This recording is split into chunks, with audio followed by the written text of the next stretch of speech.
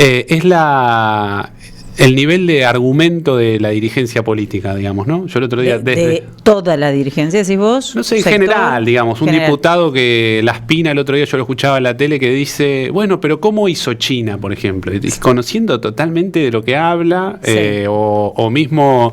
En las charlas en el Senado, donde va un funcionario del gobierno y le dice, este artículo no lo leí. Es una cosa... Claro. Con total desparpajo, digamos, ¿no? estamos discutiendo una cosa inédita por múltiples aspectos. Hay uno, adelanto y después lo vemos, sí, pero esto de que las empresas a los 3 años no tengan que liquidar ningún dólar en la Argentina. Eso es una cosa es una discusión pre-siglo XIX, digamos. Pero quedémonos en ese punto, porque es interesante. Lo que establece es que el primer año el 80% lo tienen que liquidar en el mercado de cambio, ¿no? Sí.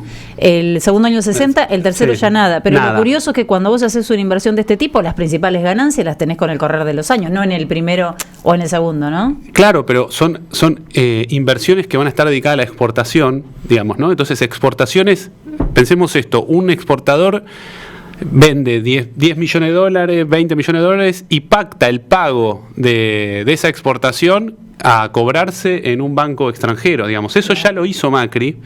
O sea, Macri en el 2017, digamos, estableció que no era necesario liquidar los dólares derivados de las exportaciones en el Banco Central, y si uno compara los datos de aduana, lo que Argentina exportó, con los datos del Banco Central, del balance cambiario, va a encontrar que en el gobierno de Macri hubo más de 20.000 millones de dólares que se exportaron y nunca ingresaron. Imaginémonos lo que hubiese sido las reservas del Banco Central con 20.000 millones de dólares más después del gobierno de Macri o incluso hoy, digamos, ¿no? El impacto negativo que eso tiene para la economía argentina, dejar que una empresa, digamos, exporte y no liquide localmente, digamos, es una cosa que no tiene...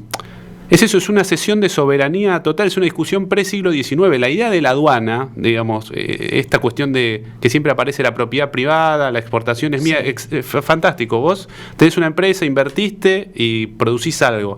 Ahora, cuando pasa por la aduana es un problema de la comunidad, del Estado argentino, digamos. Cuando vos exportás, el ingreso de divisas afecta los precios generales de la economía a través del tipo de cambio, digamos. No se puede dejar que una empresa que exporta no liquide eso que exporta, que no pase por el Banco Central. Es de una cosa... Es el colonialismo al que refería Cristina. Para mí, en realidad, y es interesante esa discusión, para mí el proyecto de Milei, en términos generales, Milei y las personas que lo rodean, es más que una cuestión colonial, es un proyecto de disolución nacional. Digamos, en la idea de Milei no hay una nación, entendida como un conjunto de personas que tienen un pasado común y un proyecto en común. Es un conjunto de individuos que accidentalmente compartimos una geografía, pero no, digamos, esto de que no exista una aduana, de que no tengan que liquidar, es justamente porque no existe la idea de nación, me parece a mí, cuando Milei habla. Milei habla y dice, todo impuesto es un robo. Sí. Eso quiere decir que no hay que esperar que nadie haga un esfuerzo porque otra persona tenga derecho a nada. No es posible esperar eso de nadie. O sea, nosotros compartimos accidentalmente una geografía, pero no tenemos nada en común, digamos. Nosotros nos reímos de que el tipo haya puesto la imagen de los perros en el bastón de... Sí, nos reímos. Presidencial. Quiero decir, es una risa que viene casi que inundada o dada por la tragedia. No te reís por no llorar, porque la verdad... Uno de esos perros, y cuando él nos dice a los universitarios que tenemos que dar a Rothbard, y uno lee a Rothbard dice... Tus hijos son tu propiedad. Como ellos no se pueden alimentar solos, si vos querés los podés vender, ¿no? Entonces el tipo reivindica a otro tipo que te dice... que está bien brutal que vos vendas a tus hijos, digamos. Eso, para mí, nosotros estamos lógicamente acostumbrados a pensar con categorías pasadas, el presente, pero para mí Milei y los pensadores que nutren su pensamiento y su núcleo más cercano es un proyecto nuevo, digamos. Es algo, es más que colonial, es algo de disolución de la idea de nación y de la idea de comunidad, me parece, qué sé yo. Sí, pues es una lectura interesante. Sí, sumo también ahí cómo estas ideas prenden en distintas latitudes, ¿no? Porque algo similar pasaba en Brasil con Bolsonaro, la idea de la triple bancada de los bueyes y la Biblia. ¿Qué mirada tenés también también sobre estos discursos anticientíficos que prenden muchas veces. Bueno, la semana pasada vimos que al frente de la Comisión de Ciencia va a estar Lilia Lemoyne, nada más y nada menos, una militante terraplanista. ¿Contribuye esta deslegitimación del discurso científico a también bajar el nivel de debate político, a también que estas cosas pasen como si nada? Bueno, yo creo que sí, efectivamente el ataque a la universidad y a la ciencia no es casual, digamos. En la universidad no hay adoctrinamiento, lo que hay es justamente el ejercicio de un pensamiento crítico, de la validación empírica y lógica de lo que cada uno dice. Obviamente que un terraplanista difícilmente pueda dar clase en la universidad, porque eso que dice sobre que la Tierra es plana se ha refutado de múltiples maneras por la comunidad científica. Y la comunidad científica, digamos, que nosotros estemos discutiendo, por ejemplo, el RIGI, porque la Spina dice, ¿cómo hizo China? ¿Cómo hizo China? Bueno, sí, China fomentó la inversión extranjera, pero bajo la forma de asociaciones con empresas estatales, compartiendo patentes, desarrollando proveedores y formando al lado de cada zona económica especial un centro universitario. China tenía 2 millones de universitarios en el 89, tenía 20 millones en el 2004 y hoy forma el doble de doctores en ingeniería, matemática y ciencia en relación a Estados Unidos. Así hizo China, digamos. Claro. Entonces, cuando la Spina te dice cualquier cosa, ¿cómo hizo China? Hizo la antítesis del RIGI. Entonces, el pensamiento científico, el pensamiento universitario, justamente un pensamiento que se basa en la evidencia y en la lógica. Difícilmente la Spina podría decir eso en un ámbito universitario, porque alguien que estudió cómo hizo China le diría, no, loco, la verdad que no tenés idea de lo que está diciendo. Y sería... Le va a explicar, básicamente, ¿no? Pero bueno, las discusiones son todas en el barro. Todas son desde el desconocimiento, la ignorancia. Digo, lamentablemente se ha ido degradando la discusión política. Es lo que vos decías, ¿no? Sí. Van a exponer y ni siquiera leyeron completamente, no saben ni quién escribió lo que van a defender al Congreso. Y bueno, tenemos una terraplanista como titular en la Comisión de Ciencia. No sé si es titular o vicepresidenta, pero igual, sí, bueno, porque titular creo que es Daniel Goyan. Claro. Ella, o sea, es la representante de la Libertad Avanza, que igual yo creo que es una provocación y es parte un poco de lo mismo, decir, mirá, no me importa nada. Pongo a alguien que cree que la Tierra es plana. Pongo a alguien que cree que la Tierra es plana en la Comisión de Ciencia. Mirá lo poco que me importa la ciencia, que pongo a alguien que te va a decir en la cara que la Tierra es plana. Y bueno, y lo dice. Y bueno, ahí estamos, digamos. Bueno, ¿no? Esto es lo importante, digo, hacemos foco en esto, en lo que se está discutiendo en el Congreso, en lo que significa realmente el proyecto de Javier Milei para la Argentina, de lo que está pasando con los números. Recién mencionaba, Germán, después te detenés un rato más en todo esto, pero recién mencionaba los números de cómo está cayendo el consumo, de lo que pasa con el poder adquisitivo, o sea, no está remontando el poder adquisitivo. Bueno, lo mismo, yo te escuchaba el comentario que estaban haciendo anteriormente en relación a las revisiones del acuerdo del Fondo Monetario. Sí. Ellos publicaron un gráfico de la CAME, creo que era la CAME, de la Cámara Argentina de las ventas interanuales, que es un gráfico de líneas y que la venta interanual de marzo era una caída interanual del 7%, que era una caída menor a la del 20% de febrero. Entonces en el gráfico parece que la curva sube, pero no es que la curva sube, digamos, no hay un crecimiento. Por eso digo, y el presidente también lo retuitea, digamos, hay una dificultad para leer un gráfico elemental, que la caída interanual sea del 7% es una catástrofe, que sea del 20% es una catástrofe mayor, pero no estamos en un rebote, no hay nada parecido a un rebote. Pero el presidente citó datos de una cuenta fake, o sea, también, estamos en lo mismo, digo. Te sumo algo más, al presidente le acaban de dar de baja su libro en España porque en su propia biografía falseó datos. Claro. El presidente en cuentas oficiales pone que es doctor. Dejémonos de hinchar. ¿Doctor en dónde? Presentá tu tesis de doctorado. No es doctor en nada, no tiene 5 perros. 2 datos importantes que sepamos. La degradación de la política, totalmente. El fin de semana, insisto, lo importante es esto que estamos hablando, los números, lo que se está tratando y demás. El resto por ahí es un poco de humo, porque voy a mencionar que Milei está preocupado por la gente que le va a ir o no a la presentación del libro en la Luna Park. Grabó un video que además con esa estupidez que tiene, lo grabó con la cámara arriba. En cualquier momento contrata un dron para grabar porque una cámara cenital. Claro, que no me tome la papada. No, la verdad que es tan bizarro todo, que para un programa bizarro de televisión, de humor, podría funcionar, pero para presidente es muy, pero muy lamentable. Bueno, convocando a que la gente vaya a retirar, decime, sos presidente, ¿de verdad necesitas grabar un video para informar que pueden ir a retirar las entradas para ir? No es necesario, se supone que va a ir la gente, va a retirar, más si tenés el nivel de acompañamiento que vos constantemente decís que tenés, y que efectivamente tiene un gran acompañamiento todavía Javier Milei, lo cual habla de la época que nos toca vivir. Por otro lado, en España están preparándose para recibirlo, van a repudiar la visita de Javier Milei, están convocando a una movilización en su contra, y quiero compartir, tiene audio, los que están en video lo van a ver en video, los que no en audio, cómo lo esperan. Ustedes saben, Pacto de Mayo, Córdoba, ¿no? Sí. ¿Cómo se están preparando en Córdoba para recibirlo? Escuchá. ¿Sale o no sale? ¿Sale? Ahí va.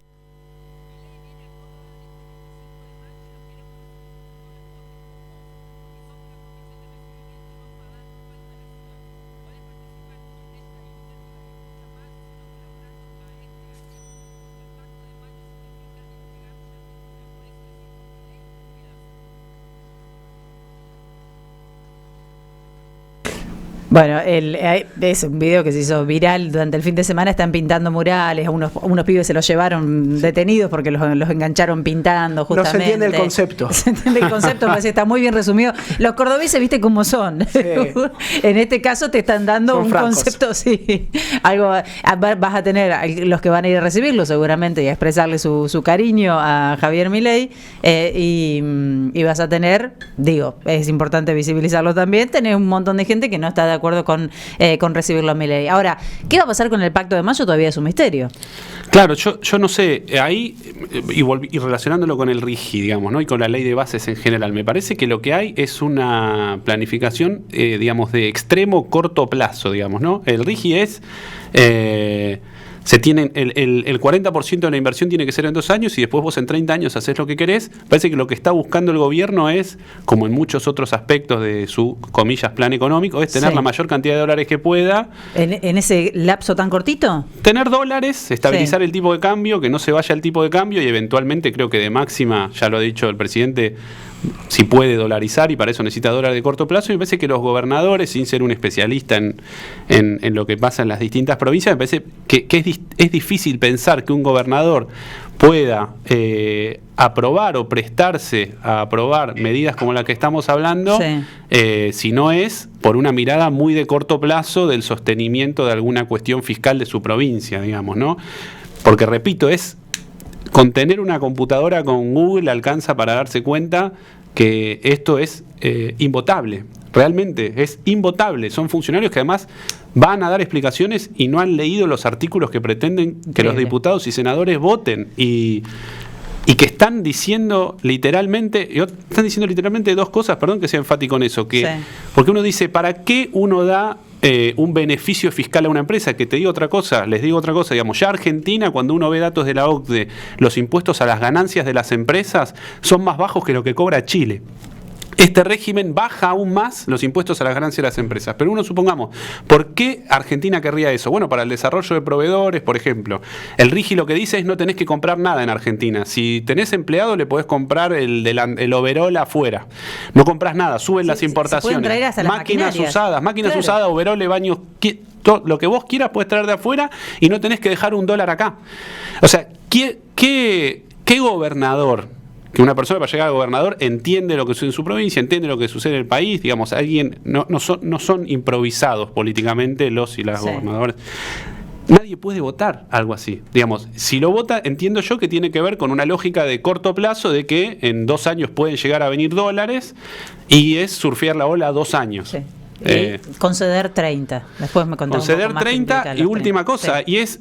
Esto establece que las empresas, si hay algún diferendo en esos 30 años, pueden recurrir a tribunales arbitrales internacionales. Es una cesión de soberanía, además. O sea, el Estado argentino no puede controlar nada de lo que ocurre en el territorio argentino si hay un diferendo.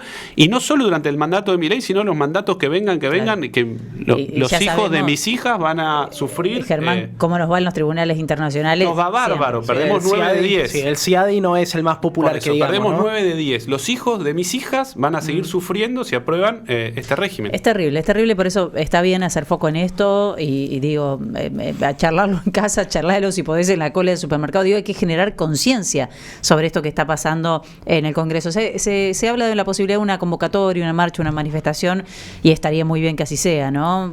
Yo creo que sigue siendo hasta me atrevo a decir, el único arma que tiene la oposición, que es la capacidad de movilización. Hoy en día con un vacío de representación grande, porque está Cristina, que logra aglutinar un 30% de la gente, y abajo hay un vacío de representación muy grande. Lo pienso en términos de, lo planteabas de los gobernadores como el de Misiones, Pasalacua, como el de como Sáenz, el de Salta, gobernadores que estaban encolumnados con Sergio Massa, que valga la pena señalarlo, está trabajando como asesor del Fondo Templeton. Yo no me olvido de eso.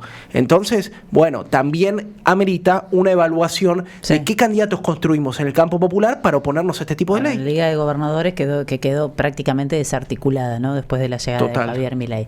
Tenemos que ir a una tanda, tenemos muchos temas. Vamos a hablar de Cristina, porque viene apareciendo y rompiendo mediáticamente cada vez más seguido, posicionándose también con respecto a lo que se discute en el Congreso. Después les contamos. 12:35 minutos, quédate, estamos en el 1132 000 530 y estamos también saliendo por YouTube, Somos Radio AM530. Estoy leyendo que Adorni dice, entendemos que fue un error humano hablando de los trenes. ¿Se acuerdan que pusimos a una trabajadora, una delegada el viernes pasado que decía, ¿sabes qué pasa? No tenemos señales de luces, estamos trabajando con un margen de error que se incrementa mucho porque es todo manual. Bueno, efectivamente empezaron a correr versiones de que se robaron los cables, pero no se los robaron la semana pasada. Hace meses que están trabajando de esta manera tan precaria. Obviamente al gobierno le sirve decir que fue un error humano. Por supuesto, porque se exime de responsabilidades y abona a su hipótesis de privatización. Esto es producto del vaciamiento que están llevando adelante, de la desfinanciación.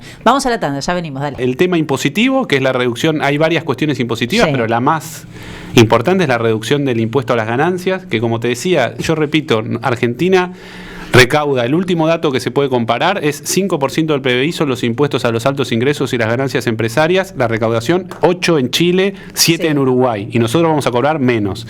La otra cuestión es la que ya hablamos, el tema de que en un lapso de 3 años las empresas no van a tener que liquidar nada de lo que exporten en Argentina, lo cual es un disparate. Repito, si no son solo empresas mineras, si hay muchas empresas que se acogen a este régimen, lo que va a terminar pasando es que Argentina va a exportar, pero que en las reservas del Banco Central eso no se va a ver impactado. Y vuelvo a decir, digamos, esto lo vimos con Macri. Hubo en el gobierno de Macri 20.000 millones de dólares que se exportaron y no se liquidaron. Digamos, es una discusión. Digamos, cuando Argentina está discutiendo en el siglo XIX qué forma jurídica darse, una de las discusiones es justamente la aduana. La aduana no es simplemente un lugar por donde pasan las mercancías. Es, digamos, cuando una empresa que está en Argentina exporta y eso tiene consecuencias, o importa y tiene consecuencias sobre el precio de la divisa, son cuestiones que hacen a la vida nacional. Que una empresa pueda exportar y no liquidar en el país, o sea, tiene consecuencias porque es una empresa que se le dan beneficios para importar, con lo cual eso que importe sí va a tener consecuencias para todos, porque va a presionar para que tengamos un dólar más, para que tengamos más inflación cuando importa, pero después cuando exporta no va a tener que pasar por el Banco Central. Eso me parece que es una gravedad inusitada. Y la última es que si hay algún problema, anda a discutirlo al CIADI, donde Argentina siempre va a perder. Déjame cerrarte con 2 preguntas por ahí. Alguien está escuchando y dice, bueno, sí, se llevan los dólares, pero generan trabajo. Me parece que ese es un punto interesante, porque estamos hablando de explotación de los recursos naturales y no se está hablando de mucha generación de empleo, ¿no? No, por eso, digamos, una de las claves para que las empresas generen trabajo es que desarrollen encadenamientos locales, digamos, que las empresas contraten proveedores locales, que compren maquinaria local. Esta no es la primera experiencia de Argentina de incentivos fiscales. Por ejemplo, donde en la historia argentina, cuando más vino inversión extranjera directa fue con la ley de erradicación de frondizi en el 58. En el 59 hubo una reglamentación para que los automóviles, para aumentar la parte de fabricación nacional de automóviles, y en el 61 se reguló para que el 90% sean fabricación nacional. Efectivamente, no está mal tener un régimen de atracción de capitales extranjeros cuando vos no tenés determinada tecnología, cuando no tenés determinado capital para desarrollar determinadas cosas que vos considerás estratégicas, que entre paréntesis acá no se discute qué es lo que queremos hacer, vengan a traer dólares. Pero una clave sería que haya desarrollo local de proveedores, si no, no tiene ningún sentido. El único sentido es que alguien tenga mucha plata, y el otro sentido es de corto plazo, desde el punto de vista del gobierno, que entre la mayor cantidad de dólares posible para sostener el tipo de cambio o eventualmente dolarizar. Me parece que ese es el único objetivo. Porque si vos pensás, bueno, ¿qué gana con esto? Eso, rápida. El gobierno gana eso, y alguna de las provincias también puede ganar que, digamos, de que mejoren sus cuentas fiscales en el corto plazo. Pero el costo es altísimo. Claro. A mí me parece, no sé ya cómo decirlo, pero realmente es una cosa donde se juega el futuro. Está bien y está muy claro. Vamos a volver sobre este tema en los próximos días, Germán, pero es muy claro. Enseguida, si te quedas, te voy a preguntar por el Fondo Monetario Internacional, porque tengo el número de los dólares que va a desembolsar, y hablemos de la plata que quiere Caputo, en verdad, lo que necesita Caputo para sus planes. Jair Sibel. Sábado todavía no es agenda oficial, pero Javier Milei estaría viajando a España al Congreso de Vox, de esta formación de extrema derecha, pro-taurina, anti-migrantes, muy conservadora en materia de género y en materia de derechos sociales e individuales.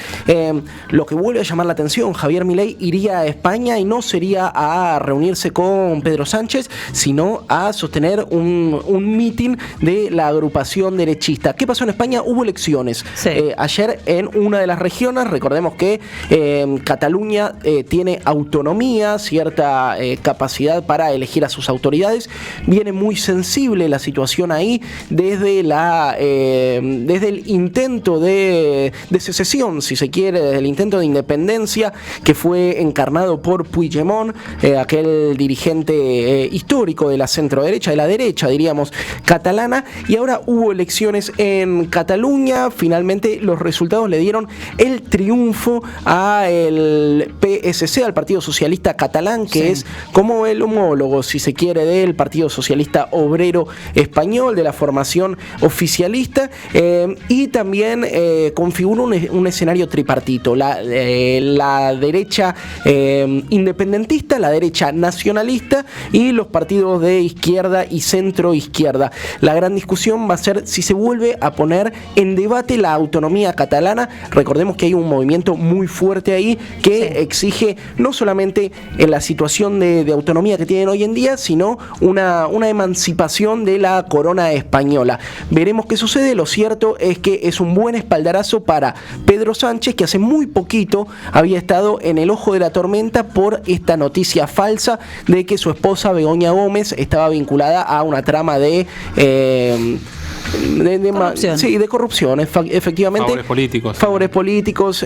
Finalmente, se descubrió que era a partir de una fake news impulsada por una organización que se llama Manos Limpias, muy vinculada a Vox, a la extrema derecha, que Milei va a visitar ahora, sábado. Y entró Milei además ahí, compró con un comunicado, en la lista de vergüenza ajena, el comunicado que emitió Argentina en ese momento.